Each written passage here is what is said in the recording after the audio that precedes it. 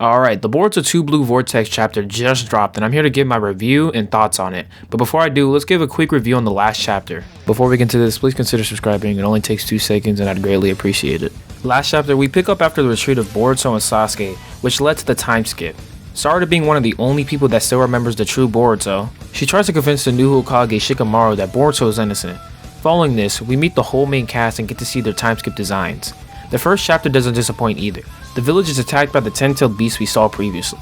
Boruto gets reintroduced with a time skip design that doesn't disappoint, and the chapter closes off with Boruto, Kawaki, and Code facing off. But Kawaki technically isn't facing off because he's not there, so yeah.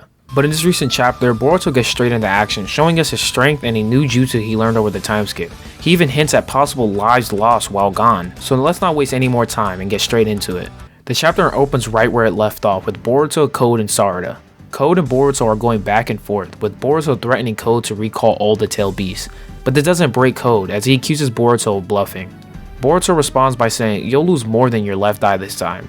Sarada then calls for Boruto, most likely seeking answers, but Boruto cuts her off saying, "Sarada, there are still lots of folks who haven't gone away. Could you help them? I'll handle Code. We'll talk later. Stay alive." We then cut to the new Inoshikacho battling the 10-tailed beast in the village. During the battle, the wing of Inojin's birds ends up taking damage from one of the 10-tailed beasts, resulting in Himawari getting launched from the bird.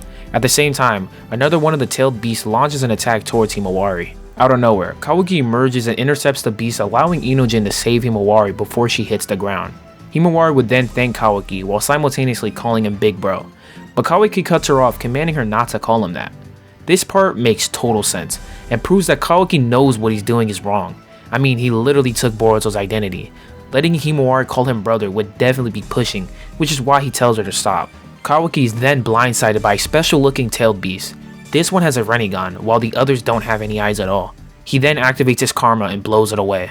The manga cuts back to Boruto where the fight quickly rekindles. While surrounded, one of the tailed beasts decides to initiate, but is swiftly cut down with one strike. Code quickly notices this and sends all the beasts at Boruto.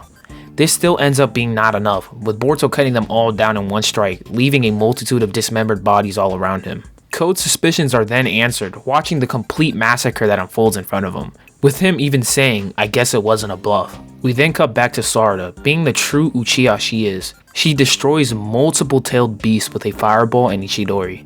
The shinobi around her then say, "Are you really just a Genin?" This instantly made me think of the first chapter when Shikamaru threatened the rank of Sarada, because she wouldn't stop trying to prove Boruto's innocence.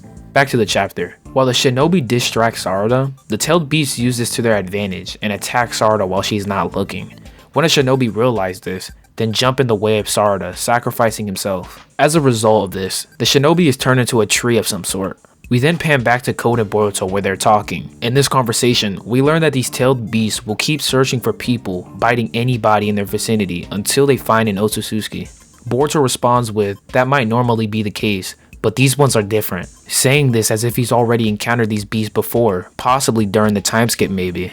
Boruto further explains, "It ain't too late, you need to scrap them while you still hold the reins, or else we'll end up in the worst possible future." In response, Code ends up basically doing what Code does best, not listening to anything and being one of the dumbest villains in history. Wrapping the chapter up, Boruto delivers one of the coldest panels and lines. "I'll be honest with you, killing you is easy, so instead of dying in vain, why not do one act of good for the world?" With Code replying, "It's irrelevant, since you'll be the one dying." Boruto then replies, "I guess there's no cure for idiocy." He then performs some new type of Rasengan, Uzihiko. Now this chapter was definitely heat. It definitely wasn't as crazy as the first chapter, but I really think this is just setting up for the third. I would definitely give this chapter a 7 out of 10, and I feel like the third chapter is going to be a straight 10 out of 10. Before the video ends, I would like to touch on a few points. Alright, so if we go back to Boruto, he says that might normally be the case. Now this sentence would only make sense if Boruto has already encountered these beasts before. This further proves that there was some type of big battle during the time skip that may have also led to the sad death of Sasuke. I mean, all this evidence points towards that. Some more evidence to back this up is the fact that in this panel, Code states, "Did you forget how helpless you were 2 years ago?"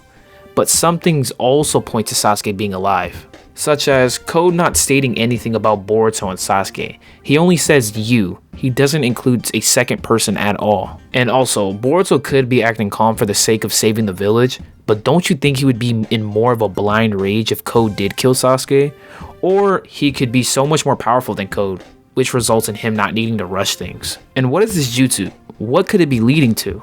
I've heard some people say it meant space or universe, and others say it meant whirlpool or spiral. If you have any information on this, please let me know in the comments. And one more thing before the video ends, I totally do not think that Code is trash. I don't think he is a weak villain. I think he definitely has something up his sleeve, because there's no way him being one of the main villains, he's this trash. He definitely has something up his sleeve. With that being said, that'll conclude my review. If you have anything you agree with or disagree with, please don't be afraid to comment down below. I try to reply to all of them. Alright, see ya.